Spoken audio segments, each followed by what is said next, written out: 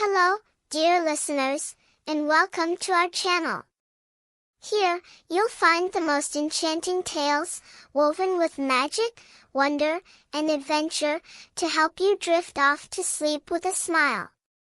So, get cozy, relax, and let yourself be transported to a world of fairy tales. Tonight, we'll be sharing the story of the Snow Queen. Sit back, listen closely, and enjoy.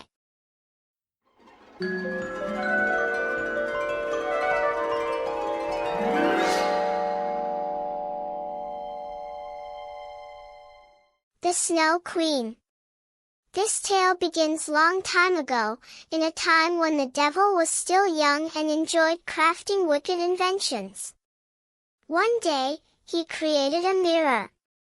At first glance, it looked like any ordinary mirror, but it held extraordinary powers. Anyone who gazed into it would see the world only from its darkest side. It turned people into cold-hearted beings and made the world seem a cruel and bad place. The devil, delighted by his creation, wanted as many people as possible to look into the cursed mirror. He carried it high into the skies, intending to spread its evil influence. But the higher he flew, the heavier the mirror became. At last, he could no longer hold it, and it slipped from his grasp. The mirror plummeted to the earth, shattering into 1,000,000 tiny shards. The shards scattered across the land, and one of the places they landed was a small town where two dear friends lived. The boy's name was Kay, and the girl's name was Gerda.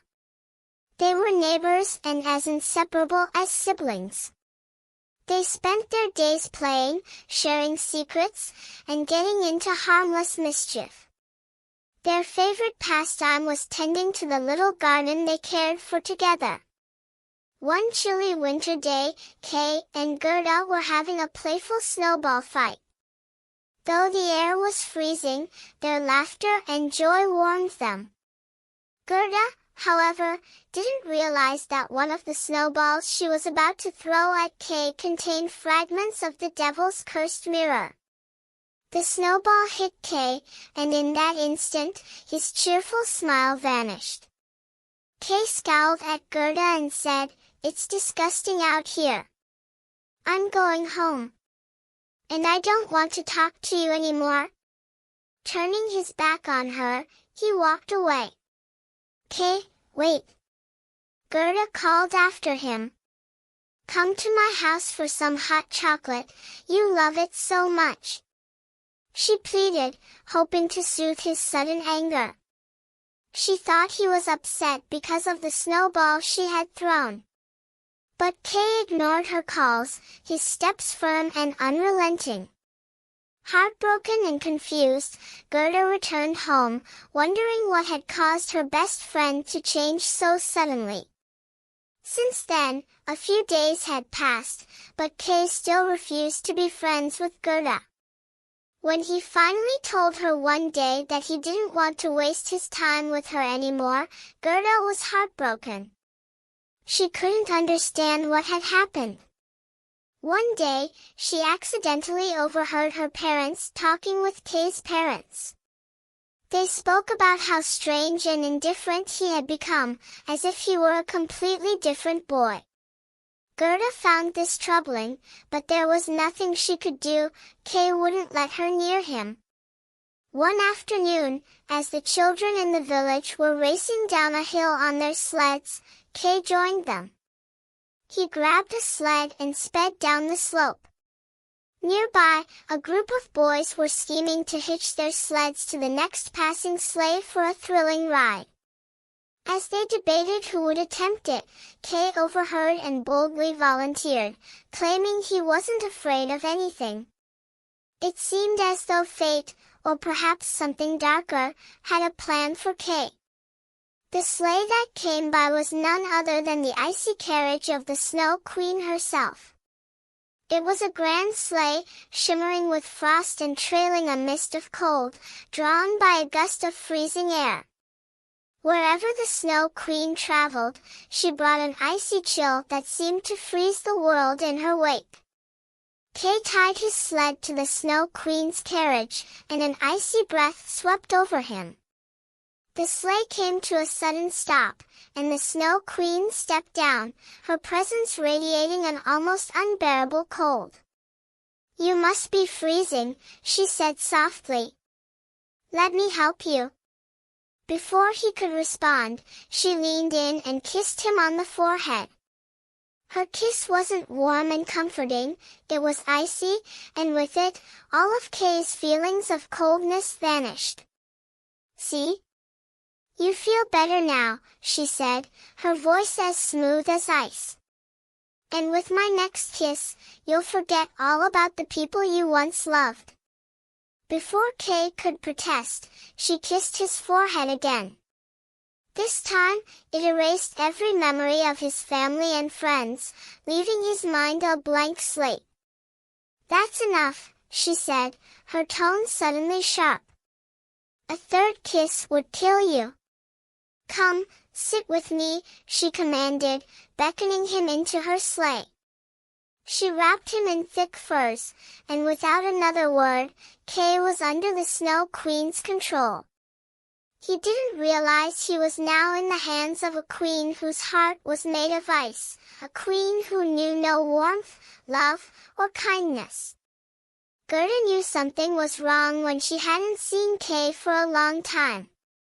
Later, she heard the heartbreaking news: he had disappeared. No one knew whether he had run away, gotten lost, or been taken. Some even believed he had drowned in the nearby river. But Gerda felt deep in her heart that there was more to the story. Determined to find him, she set out on her journey, despite the pain of knowing he had pushed her away. Her first stop was the river where they used to play together. "Tell me, River," Gerda pleaded, "did you take Kay? I'll give you my shoes if you'll bring him back to me." She slipped off her shoes and tossed them into the water. For a moment, she waited. But the river gave no reply, and Gerda realized she'd have to keep searching. "Oh, Kay, where are you?" she sighed, trudging barefoot through the snowy forest. "Craw, craw," came a sudden call. A black crow landed nearby, flapping its wings. "I know where he is. I know where he is." The crow hopped closer and perched on Gerda's shoulder. "Really?" she asked eagerly, her heart lifting. "Where is he?" "With an old woman, the crow croaked.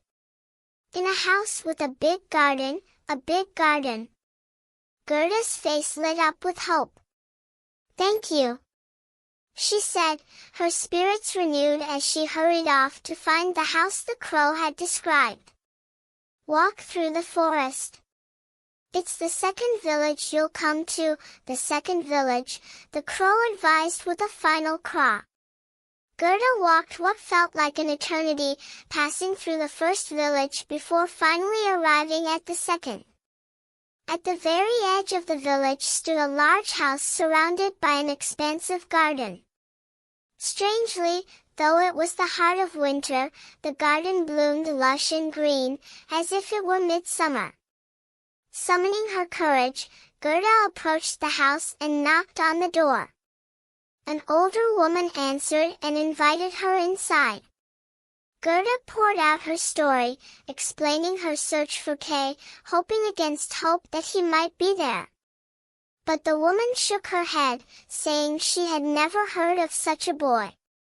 Gerda's heart sank. Had the crow misled her after all? "How is it that the flowers in your garden bloom in the middle of winter?"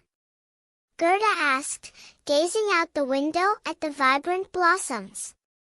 "Oh, I take very good care of them and speak to them often," the woman replied with a kind smile. "Feel free to go and see them for yourself." Gerda didn't need to be told twice. She hurried outside into the garden, her thoughts turning to the time she and Kay had spent tending the roses together. She knelt by a red rose, bringing it close to her face, and breathed in its sweet fragrance. "Run, child. The lady of the house will try to keep you here. You must leave quickly. Head north, and perhaps you'll find your Kay," whispered the rose. Startled, Gerda believed the delicate flower's warning. She grabbed her coat and headed for the gate.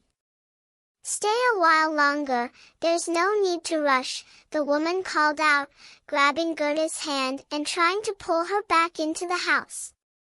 But Gerda slipped from her grasp and ran as fast as her legs would carry her. "Thank you, little Rose," she whispered as she fled. For days, she journeyed northward, calling Kay's name into the vast, snowy landscape. She wandered through the frozen countryside, her voice echoing in the silence. "Are you looking for someone?" asked an Arctic fox, her silver fur shimmering against the white snow. "Yes, my friend Kay. Can you help me find him?" Gerda pleaded. "And what does he look like?" asked the fox. Gerda described Kay in detail, her words full of hope.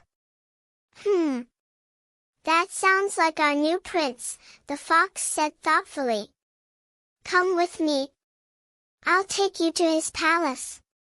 The white fox darted ahead, and the freezing Gerda followed as quickly as she could. Though she wasn't entirely sure she could trust the fox, after being deceived by the crow, she decided to take a chance. Before long, they arrived at an enormous palace. Slipping inside unnoticed, they climbed to a balcony and peered through the frosted windows. Inside, Gerda spotted a boy, but he was facing away from her. His curly brown hair and slender frame looked just like her beloved Kay. "It's Kay!" Gerda exclaimed in delight, her voice loud enough to catch the attention of the prince and princess inside. They turned to the window, and it was then Gerda saw the truth: it wasn't Kay. Her joy melted into sorrow as disappointment filled her heart. She explained her story to the royal family, why she had come and what she was searching for. Moved by her tale, they decided to help her. They gave her warm clothes, sat her by the fire to warm up, and prepared a golden carriage for her journey. Their kindness touched Gerda deeply, and she was sincerely grateful. Once again, she was on the road, traveling for many days in the carriage, but Kay was still nowhere to be found. One night, she was ambushed by a bandit woman.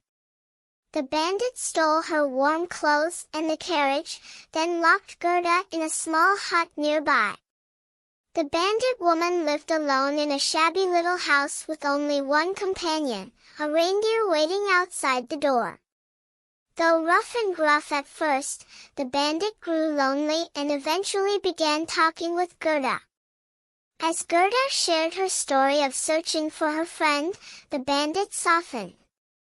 Over time, the two found a connection and a mutual understanding. "I won't give you back the carriage," the bandit woman said, "but here's your warm coat and gloves. Take my reindeer, he'll carry you to a woman in Lapland. She knows everything. If anyone can tell you where your friend is, it's her." Gerda thanked her, climbed onto the reindeer's back, and they sped off northward. In Lapland, the woman welcomed Gerda into her simple hut. "Dear child," said the Lapland woman, "your friend is in the clutches of the wicked Snow Queen. The whole land whispers about it. She plans to make him her successor, so you must hurry, time is running out." After Gerda fell asleep, the Lapland woman spoke quietly with the reindeer. "Do you know the way to the Ice Palace?" she asked, and the reindeer nodded. Can't you help her? Give her the strength to break the queen's icy spell, the reindeer pleaded, his voice full of concern for the brave girl. Don't you see? She already carries great power within her, replied the Lapland woman. She made it this far all on her own. I can't give her anything more. I can only show her the direction to take. Her pure and loving heart is her greatest strength. When Gerda awoke, the Lapland woman told her, "It's time for you to leave. You must go now." "Yes, thank you for everything. Please pray for me," Gerda said, bidding the Lapland woman farewell. She climbed onto the reindeer's back, and they rushed toward the ice palace.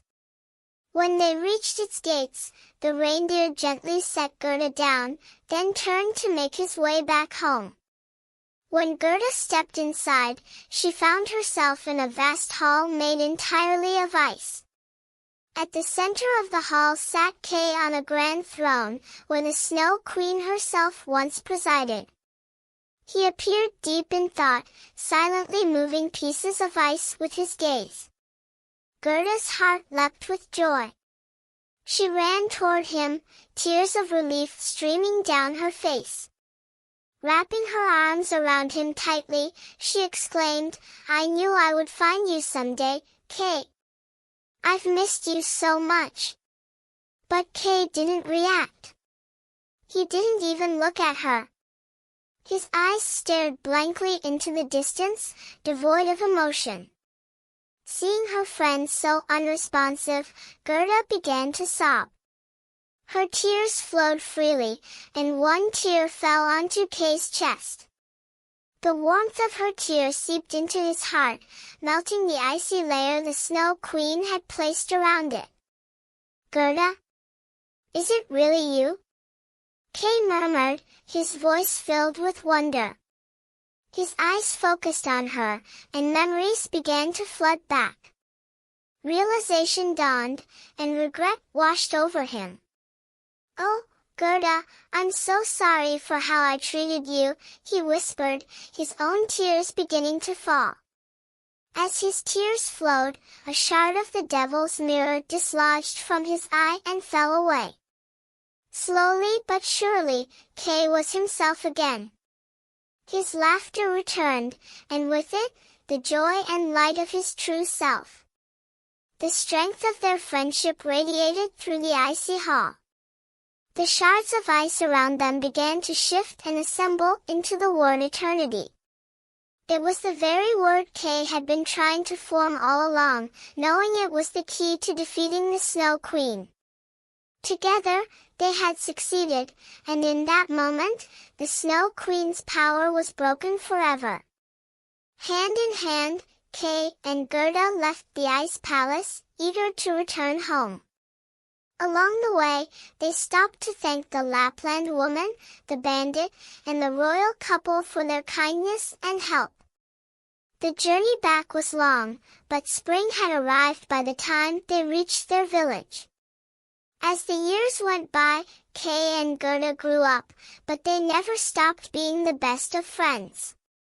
And they often reminisced about their incredible adventure, cherishing the bond that had carried them through it all.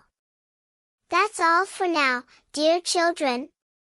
Upon a hill, not far from here, a goat with a bell would appear. Its gentle ring would softly say, "The story ends with the close of day. Good night, little ones, sweet dreams."